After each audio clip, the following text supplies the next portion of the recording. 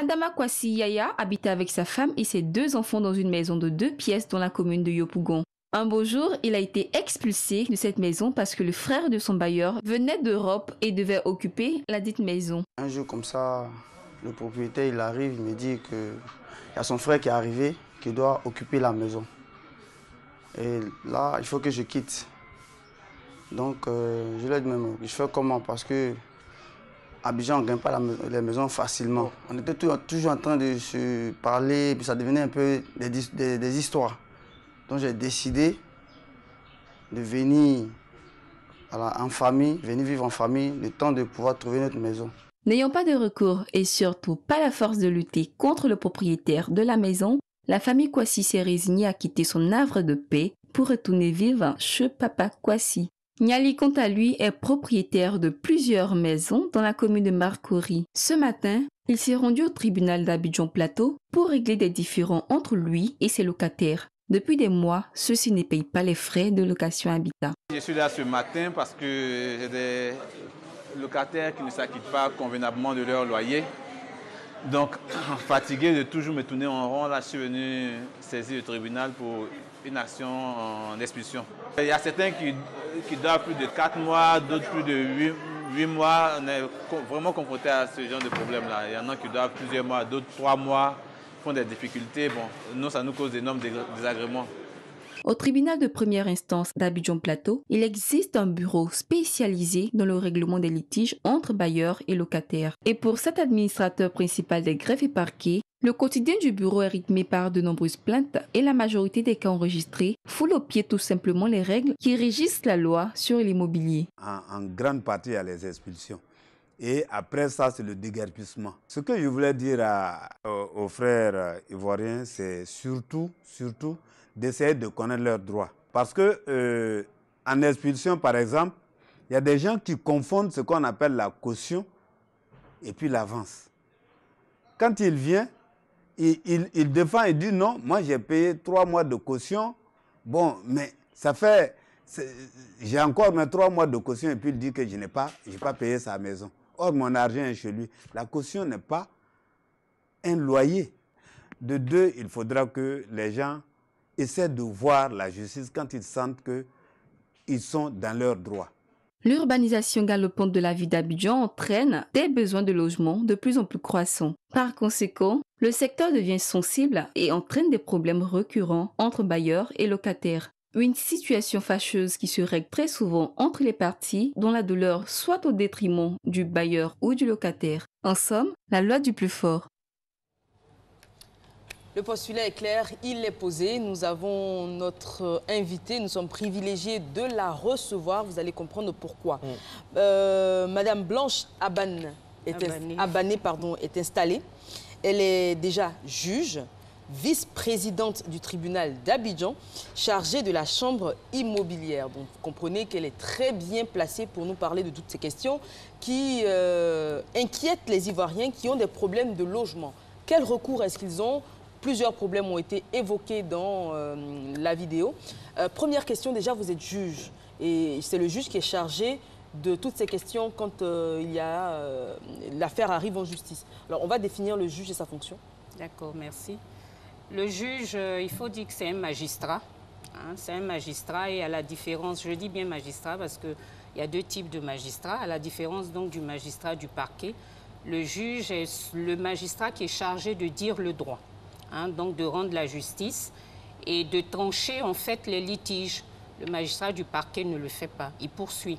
Donc le juge, quand vous saisissez, quand vous estimez lésé, vous saisissez le magistrat qu'on appelle le juge, il y a des procédures et c'est ce juge-là qui va dire vous avez raison, vous n'avez pas raison. Donc quand on entend juge, c'est avant tout un magistrat, mais un magistrat chargé de rendre la justice, de trancher les litiges, de dire qui a raison, qui n'a pas raison. Okay. Voilà. Alors, Madame Abané, notre pays est en plein boom au niveau donc, des constructions, au niveau des biens immobiliers. Alors, question concrète et pratique, est-ce que je peux être expulsé des locaux que j'occupe en vertu d'un contrat de bail dès lors que je m'acquitte régulièrement du loyer dans les mains du bailleur, par exemple? D'accord. Le bail, c'est un contrat. C'est-à-dire qu'en contrepartie des locaux qu'une personne décide de mettre à votre disposition, vous devez payer un loyer. Donc, si vous payez le loyer régulièrement, en principe, vous ne devez pas être expulsé. Mais le législateur a prévu quand même la loi de 1977 qui réglemente donc les rapports entre le bailleur et puis les preneurs, c'est-à-dire les locataires.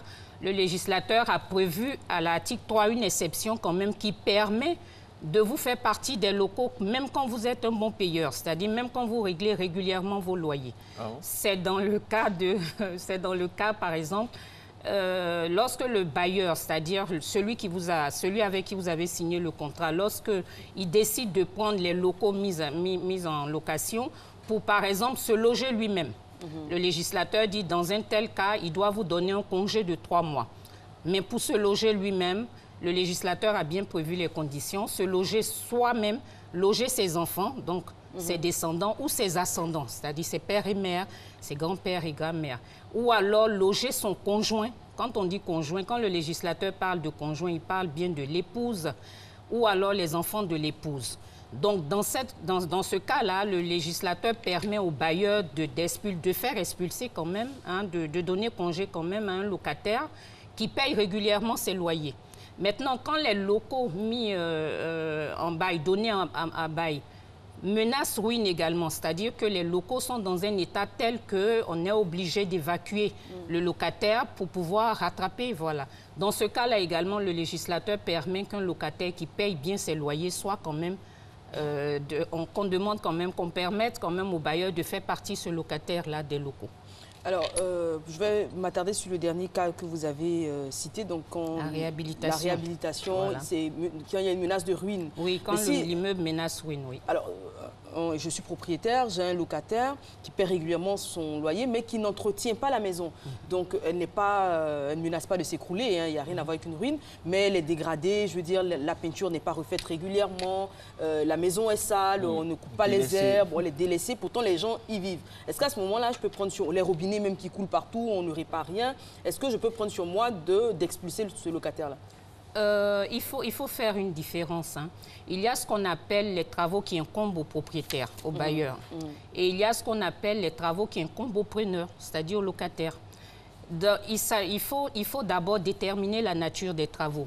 Quand vous louez la maison, quand vous prenez la maison, le preneur, le bailleur vous donne la maison dans un état. Et comme le contrat de bail, c'est un accord de volonté, c'est un consentement en fait. Vous donnez votre consentement, donc vous prenez la maison dans l'état où vous la trouvez. Et donc la peinture, le jardin, etc., ça incombe au locataire, donc au preneur. Maintenant, il y a ce que le législateur appelle, quand je dis le législateur, je parle de la loi, je parle des décrets, etc. Il y a ce que le législateur appelle les grosses réparations. C'est-à-dire, vous êtes dans une maison, vous payez régulièrement les loyers, mais le plafond coule, ça n'incombe pas au locataire, ça incombe au bailleur. Voilà, donc les grosses réparations, il y a des problèmes d'évacuation, ce n'est pas des problèmes de plomberie, c'est-à-dire changer un robinet. Ça, c'est le locataire qui le fait. Mais lorsque vous avez, par exemple, un souci où les eaux ne partent pas, donc c'est un problème d'évacuation, cette réparation-là incombe au propriétaire. Donc, il faut voir, le propriétaire ne peut pas dire parce que vous ne tondez pas le gazon, vous ne faites pas la peinture, etc., le propriétaire va vous faire partie. Non, ce n'est pas une raison. Vous restez dans la maison. Si vous êtes à l'aise dans un tel environnement, ben le bailleur, il attend la fin du contrat parce que le contrat est toujours stipulé. Voilà, il peut être à durée indéterminée, mais il peut vous donner congé. Il attend la fin du contrat et puis il dit, bon, je n'ai pas l'intention de renouveler le contrat. Voilà. Alors, une question qui vraiment me brûle les lèvres et les téléspectateurs nous en voudraient si vraiment on ne la posait pas. Est-ce qu'on peut fixer librement le nombre de mois de caution qu'on doit verser? Par exemple, j'ai mon bien, et est-ce que je suis libre? Est-ce que j'ai le droit de fixer 10 mois de loyer, 18 mois de loyer, 36 mois de loyer? Est-ce que tout ça, c'est normal? Est-ce que c'est légal? On va dire, on va nuancer quand même, parce que le législateur n'a pas encore codifié le nombre, c'est en cours. Hélas. Et voilà, mais nous utilisons la pratique, nous appliquons la pratique, c'est-à-dire qu'en matière de droit, quand ce n'est pas légiféré encore, les pratiques et les usages Le juge peut être amené à utiliser les pratiques et les usages. Et les pratiques dans le domaine, c'est que le bailleur prenne 3 mois de caution. Pourquoi? Parce que le législateur a prévu la durée du congé de 3 mois. Donc, quand on fait un parallèle, on prend également la durée, le montant, je veux dire, le quantum de la caution à 3 mois. Mais le législateur est en train de le codifier. Et donc, quand ça sera codifié, tout le monde... Les Ivoiriens attendent ça depuis bien longtemps maintenant. Hein. On l'avait annoncé, tout ça. Nous ne faisons qu'appliquer. Nous ne faisons qu'appliquer, donc nous attendons. C'est-à-dire que nous savons que le test a été déjà adopté, mais ce n'est pas encore... C'est l'application qui pose problème. Non, pas l'application, c'est-à-dire qu'il y a encore un petit travail à faire. Lequel? Pour qu'on puisse... ça, c'est au niveau du législateur, c'est-à-dire le codifier, pour que nous puissions l'appliquer. Mais la pratique, j'insiste là-dessus, la pratique, c'est 3 mois. Il y a un véritable problème, Madame le Président, parce que vu que ce n'est pas codifié, il n'y a pas de texte, on a l'impression qu'il y a une véritable anarchie. Les prix des loyers sont vertigineux. On voit de vieilles maisons, on imagine qu'elles sont déjà amorties. Ce n'est même pas des maisons de standing, pas dans des quartiers résidentiels, mais les prix font déjà mal à la tête. Ce n'est pas normal. Et en plus, ajouter à ça, comme le disait Marco, on vous impose des mois de loyer, mais qui font que c'est carrément imprenable. Il y a un problème, il faut pouvoir plafonner tout cela. En fait, il faut qu'on y aille. Allons-y doucement. C'est-à-dire que le contrat de bail, c'est un accord de volonté. Il y a quelqu'un qui a sa maison. Il vous dit, moi, je veux 3 mois de caution, 10 mois de loyer. Vous pouvez accepter ou ne pas accepter. Est-ce qu'il a le droit de le faire d'ailleurs? Pour le moment, il peut le faire. C'est-à-dire, il peut le faire si vous estimez, vous n'êtes pas encore locataire. Quand vous êtes locataire, vous pouvez saisir le juge de la chambre immobilière pour dire, par exemple, que j'estime que mon bailleur, il fait le loyer à 200 000 francs pour une maison de 50 000 francs. Je ne suis pas d'accord. Vous saisissez le juge de la révision des loyers et puis le juge va arbitrer. Mais sinon, quand vous n'avez pas encore pris la maison à bail, vous ne pouvez pas dire à un propriétaire, non, je ne veux pas, pourquoi vous faites 10 mois, il ne vous donnera pas. Parce qu'il est libre de vous donner sa maison ou ne pas vous la donner. Donc, si vous dites, non, vous faites 10 mois, moi, je ne suis pas d'accord, je veux prendre votre maison, mais je veux 2 mois, c'est une négociation. S'il est d'accord, il marque son consentement et vous y allez. Un autre exemple concret, il y a un bâtiment, par exemple, de 20 maisons et un locataire s'en va et son loyer, par exemple, était à 100 000. Lorsqu'il s'en va, le locataire suivant qui vient, c'est à 105 000. Le suivant qui va dans un autre bâtiment, c'est ainsi de suite, ça augmente comme ça. Est-ce que tout ça... Bon, vous allez me dire encore qu'on attend que ce soit codifié. En attendant la codification, les Ivoiriens souffrent. Non, en fait, ce que nous faisons, c'est-à-dire ce que le juge chargé de la chambre immobilière fait, il faut dire qu'il faut d'abord que vous soyez... La loi de 1977 qui régit donc les rapports entre bailleurs et locataires dit locataire. Donc, il faut d'abord que vous soyez locataire. Une fois que vous êtes locataire, vous avez des droits. Et ce sont ces droits-là que nous sommes chargés de protéger. Donc, tant que vous n'êtes pas dans la maison, c'est-à-dire tant qu'un bail ne vous lie pas au propriétaire, vous ne pouvez pas. L'exemple que vous prenez, si le bailleur, le local, vous êtes locataire, mais le local est à 100 000 francs et qui décide, par exemple, de passer le loyer à 200 000 francs, là, la loi vous protège. C'est-à-dire que vous n'êtes pas d'accord, vous saisissez le juge et le juge va arbitrer donc le loyer. Mais tant que vous n'êtes pas locataire, le juge ne peut pas intervenir. Donc, si vous êtes locataire, le juge, vous saisissez le juge de la révision des loyers et le juge va fixer aux grandes dames du propriétaire le loyer. Il reviendra donc au juge de fixer le loyer. Si de 100 000 francs, le juge ne va pas passer à 200 000, le juge va dire, bon, je passerai à 120 000, mais en tenant compte de certaines, pratiques, etc., pour fixer le loyer à 120 000. Et ce loyer-là sera appliqué. Le propriétaire n'aura pas d'autre choix que d'appliquer ce loyer fixé judiciairement. Alors, la question que je vais vous poser, un certain propriétaire habite dans, on va dire, c'est un immeuble, le propriétaire habite dans le même immeuble ou dans une maison contiguë, qui est mitoyenne par exemple, et le propriétaire vient tout le temps chez le locataire. Est-ce qu'il y a une loi? Est-ce qu'un propriétaire peut débarquer quand il veut, comme il veut, dans la maison qu'il met en location? Non. Non, on a droit à l'intimité. Le propriétaire n'a pas le droit de faire des apparitions, je vais appeler ça comme ça, dans la maison qui vous loue. Le propriétaire a le droit de visiter. Inopinées. Voilà, non, ce n'est pas des visites inopinées, parce que la loi, il faut prévenir. Oui, absolument. Il faut prévenir, il ne faut pas que ce soit intempestif, sinon, quel cas vous violez l'intimité donc de la personne à qui vous avez donné votre local à bail. Donc le propriétaire a le droit de faire des visites, mais pas des visites inopinées. Et si vous estimez que ces visites sont dérangeantes, vous saisissez le juge qui va donc arbitrer et dire non, voilà, vous pouvez faire des visites chaque trimestre, chaque semestre, etc. Alors, je rappelle aux téléspectateurs que nous avons le grand plaisir, le grand honneur de recevoir sur notre plateau Madame Abané, donc, qui est juge, vice-présidente du tribunal d'Abidjan, chargée de la chambre immobilière. Nous savons que les problèmes concernant l'immobilier sont légion dans notre pays. On va aller aussi dans un autre pan. Alors, quelles sont les formalités, par exemple, à accomplir lorsque je désire acquérir un immeuble? D'accord. Il faut déjà que le téléspectateur sache que l'immeuble, c'est une maison, c'est également un terrain. Donc, les formalités sont nombreuses. En fonction de ce que vous voulez acquérir, s'il s'agit d'une maison, il faut que... Déjà, je voudrais rappeler que la loi de finances de 1970 a institué que pour toute acquisition concernant un immeuble, la forme notariée est obligatoire. Ça veut dire quoi? Ça veut dire que si c'est une maison ou même un terrain que vous voulez acheter, si vous et moi, nous prenons une feuille A4 et que nous écrivons dessus, moi, je sous-signe tant, je reconnais avoir vendu le terrain, ce document est nul. C'est la loi des finances de 1970 qui le dit.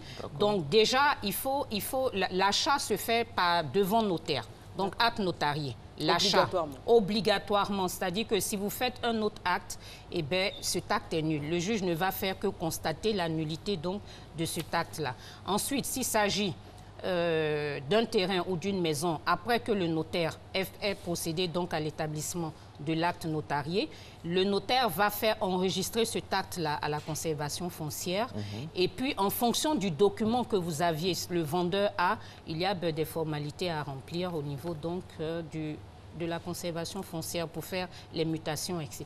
Alors, pour parler de formalités, justement, quel document est-ce que je dois posséder pour être déclaré propriétaire d'un terrain? Quand on achète un terrain, parce que bien souvent on entend parler d'un art, que les papiers n'étaient pas en règle, des attributions villageoises, attestations villageoises, ACD, il y a beaucoup de papiers dont on parle. Qu'est-ce qu'il faut quand on achète un terrain, pardon, quels sont les papiers qu'on doit nous remettre? D'accord. Quand on veut acheter un terrain, il faut d'abord savoir si le terrain est situé en zone urbaine ou en zone rurale. En zone urbaine, ça veut dire en ville. Et l'ordonnance de 2013 dit que pour vendre d'abord, il faut être propriétaire pour vendre le terrain. Et donc, le titre de propriété, c'est l'arrêté de concession définitive depuis 2013. L'ordonnance de 2013, de juillet 2013, dit que dorénavant, pour être propriétaire d'un terrain, il faut être possesseur du titre qu'on appelle l'arrêté de concession définitive. Mais bien avant, c'est-à-dire avant l'entrée en vigueur donc, de cette ordonnance-là, il y avait le titre de propriété était donc le certificat de propriété. Je parle bien des terrains en zone urbaine. Donc, une fois qu'on a ce document-là, qui est l'arrêté de concession définitive depuis 2013, on est propriétaire donc d'un terrain. Donc, si vous voulez acheter un terrain, vous demanderez donc à la personne, au vendeur, son arrêté de concession définitive ou son certificat de propriété, parce qu'avant 2013, c'est le certificat de propriété qui faisait d'une personne propriétaire d'un terrain. Et c'est au vu de ça, évidemment, vous allez, du fait des faux, vous allez procéder à une vérification de ce document et après avoir vérifié ce document-là, vous allez passer à la vente, mais toujours chez un notaire. D'accord. Alors, quel juge doit-on saisir pour régler un litige en matière immobilière dans l'hypothèse où un individu, par exemple, occupe sans droit ni titre notre parcelle? Parce que c'est légion. Oui, parfois, on bénéficie du fait qu'on soit bien placé ou qu'on ait des connaissances, on envoie un bulldozer, et voilà, ça reste comme ça. Quel juge on doit saisir? C'est le juge de la chambre immobilière. C'est-à-dire que, d'abord, pour construire sur un terrain, il faut avoir des droits sur ce terrain-là. Et comme je viens de le dire, il faut avoir un arrêté de concession définitive. Avant, avec une lettre d'attribution, vous pouviez construire, mais maintenant, c'est plus possible. Donc, si quelqu'un a construit sur votre terrain, qui n'a aucun titre, ce que nous appelons possesseur sans titre ni droit, s'il n'a aucun titre, vous saisissez donc le tribunal, mais en sa chambre immobilière, et le juge va constater que cette personne qui a occupé votre terrain, qui a construit sur votre terrain, n'a aucun titre et va ordonner son déguerpissement. Et quand cette personne a des connaissances, parce qu'il faut être pratique, hein, ce sont des choses qui se passent dans notre pays. Oui. Quand cette personne a des connexions, moi j'ai vu un cas par exemple en zone 4 où il y avait des bulldozers alors que la personne n'avait aucun titre. C'est possible dans notre pays en 2017. Comment vous expliquez ça? Le juge, vous saisissez d'abord le juge. Quand vous avez un document et que quelqu'un d'autre a construit, vous saisissez le juge. Le juge va rendre la décision. Le juge va constater que l'autre n'a pas de document. Parce qu'il peut arriver également que deux personnes détiennent des documents aussi. Ça aussi, ça arrive. Comment ça se fait? Ça, c'est au niveau peut-être, je vais dire, au niveau de la conservation foncière, au niveau du ministère de la Construction. Mais il peut arriver, nous avons des cas où deux personnes ont des titres et des titres de même valeur sur le, même terrain. Donc, vous ne pourrez pas, en tout cas, le juge ne va pas ordonner le déguerpissement de cette personne parce que la personne a un titre également. Donc, vous allez partir devant la Chambre administrative pour demander, donc la Chambre administrative de la Cour suprême, pour demander qu'un des titres soit annulé. Voilà. Mais dans le cas que vous donnez, si la personne qui est venue avec les bulldozers n'a aucun titre, vous saisissez donc le tribunal du lieu où est situé l'immeuble. La personne n'a pas de titre légalement, et donc, mais a des titres officieux. Non, je veux dire que mais vous avez la justice. Et c'est pour ça que nous sommes là. Donc nous rendons un jugement et vous faites exécuter ce jugement-là. Voilà. Madame le Président, nous sommes pratiquement au terme de notre entretien qui a été très édifiant. Dernière question que j'aimerais vous poser. Est-ce qu'un propriétaire, c'est à la discrétion du propriétaire de louer sa maison à X ou Y? Est-ce que, parce que je pensais à une affiche qui circulait sur les réseaux sociaux qui nous a bien fait marrer. Par exemple, on a dit maison interdite au BT parce qu'il frappe les propriétaires. Les amis, vous autres, vous inondez les maisons. Ce genre de choses. Est-ce que le propriétaire, quand il refuse de louer son bien à une personne X ou Y, elle a besoin de se justifier? Non. D'accord. Non, c'est son bien.